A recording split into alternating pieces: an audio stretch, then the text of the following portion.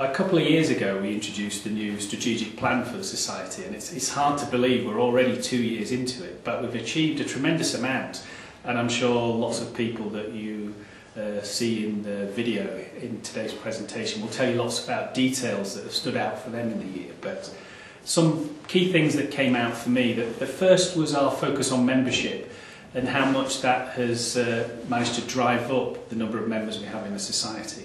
We have as many as we've had for 10 years, and we're on target to exceed the largest number of members we've ever had, and that's really great. And that means we're doing some things well in terms of what we're delivering for members for benefit. And the other thing that's sort of common that stood out for me in all of the things that we've done is this key push to build stronger delivery partnerships. We recognised quite early on in the plan that we can't do what we want to do on our own, so it's about joining up with other organisations who have the capability to work with us to achieve those things that we want to do. And we've managed that in lots of different areas. One really good example recently is the Climate for Classrooms project. That's a partnership we put in place with the Royal Meteorological Society and British Council. We're working in 4 countries now: UK, Mexico, China, Indonesia, delivering resources for teachers and education ministries around climate. It's having a real impact in all of those countries in terms of the curriculum programme. So that's a really excellent example of how partnerships is working well.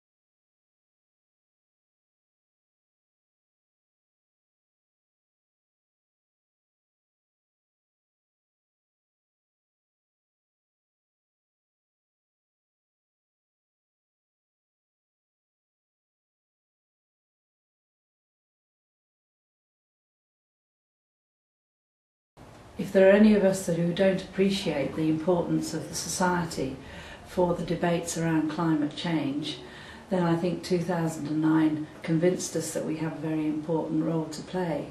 2009 was the year when the international political community came together to discuss what we can do to mitigate climate change, and we also had a lot of debate about how good and how reliable is the science of climate change. There's no doubt that weather and climate are intimately related, and for me the 2 things that have stood out in the last year is the way that we've tried to tackle that head on in the topics that we use within our national conference and later in our meeting at the Royal Society around the UK climate projections, which were launched in 2009.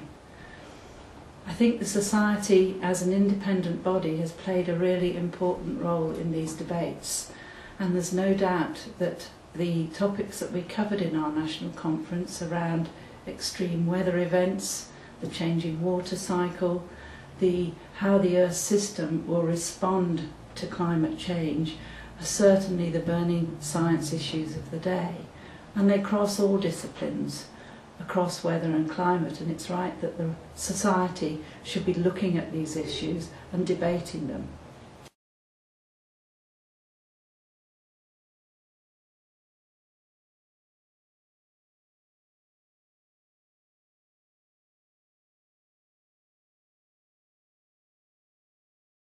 One of the things that I guess stands out for me for 2009 is the start of our corporate responsibility programme.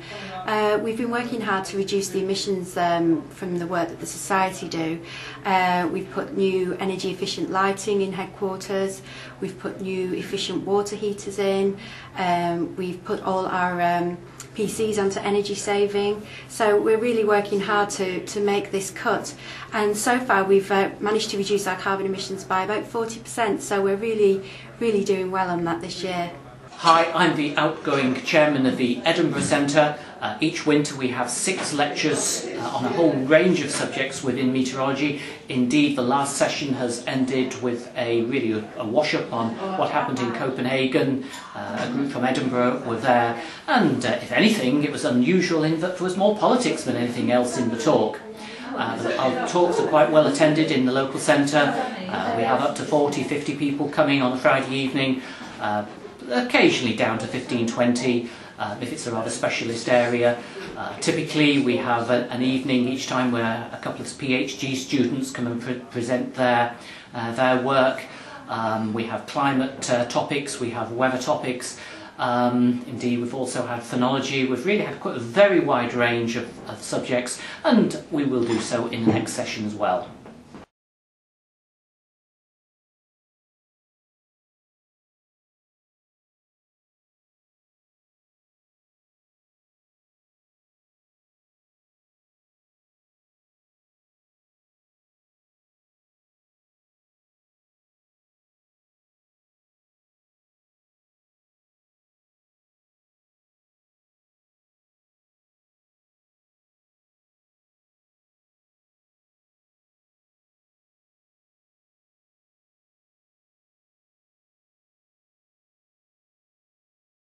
We had the biennial conference at the University of Reading in the summer. We had a fabulous week of weather, warm and sunny weather, including the conference dinner with awards at Maple Durham House next to the Thames. We had a quiz on one of the evenings, people presented their own posters, and we had an excellent selection of plenary speakers from all over the world, including Chief Diffe Scientist Bob Watson. What I really like about the Society is the way it gets involved in so many different areas of weather and meteorology. For example, I was able to borrow an all-singing, all-dancing weather station from the Society when I did an investigation of microclimates for a garden programme on BBC. We'll be airing later on in the autumn. During 2009 we started to develop the concept of a general public membership scheme which we're going to call the Weather Club. And we're planning to launch that during 2010, with the website being launched in July and the whole concept and magazine and benefits being launched in September. The membership development project was set up in 2008 to look at the fall in the core society membership. It had dropped by 20% since 1997. And I'm pleased to say that during 2009 that membership grew by 7%, so we're back up into the 3,000 figures, and it looks likely to grow by a similar amount as we move into 2010. This is due to a lot of initiatives that we've put forward to look at student membership as students graduate, so we have a young careers, early careers membership scheme. We've also introduced some new joining instructions that we've been pushing at events and meetings. And we've also seen some members joining from the Open University weather module, Understanding Weather. As part of our communications during 2009, we launched the Society Strategic Plan, which came out in April of 2009. We've also introduced an update on the Members' Handbook, which went out during the renewals period at the end of 2009. And for those of you who will be receiving our annual summary for 2009, just a small summary of points from the main annual report, which will be going out in the post in the next few weeks.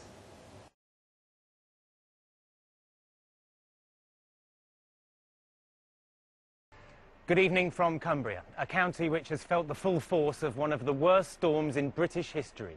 Over 24 hours, a month's worth of rain fell here with devastating consequences. Homes were flooded, roads were destroyed, and one policeman was killed trying to protect a community from the destruction. It was the highest level of rainfall measured in England since records began.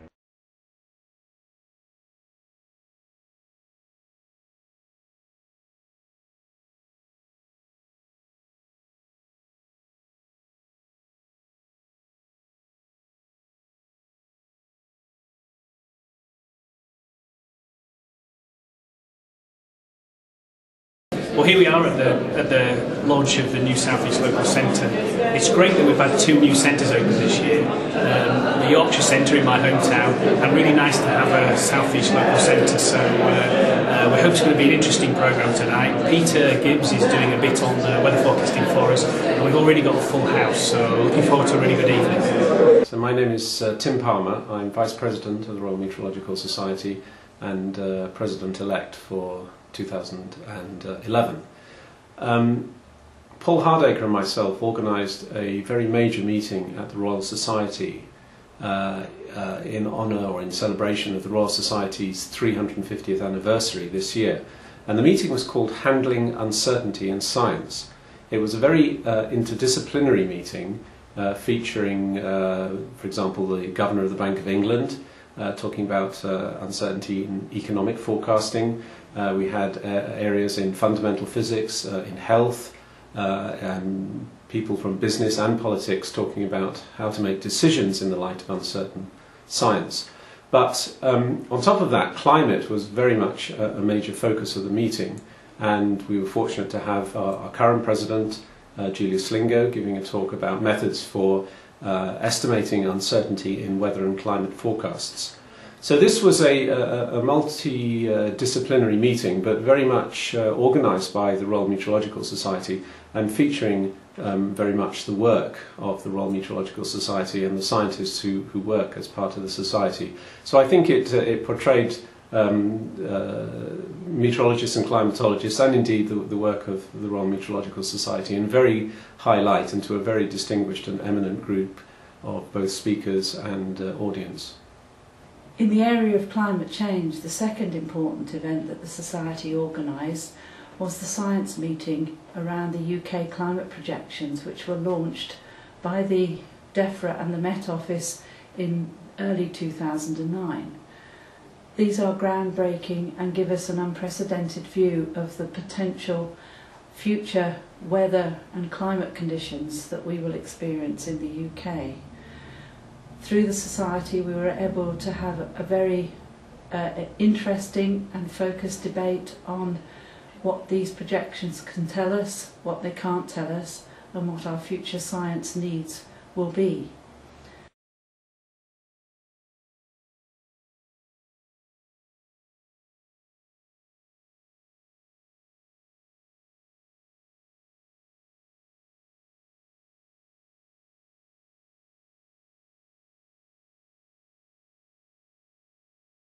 Okay, so in September, when Sarah and I joined, we went to TechFest, a science festival in Aberdeen that we run for children. So we did a measure the weather type experiment and activities for an hour. So we got them to make their own rain gauges and their own anemometers, as well as learning more about the weather.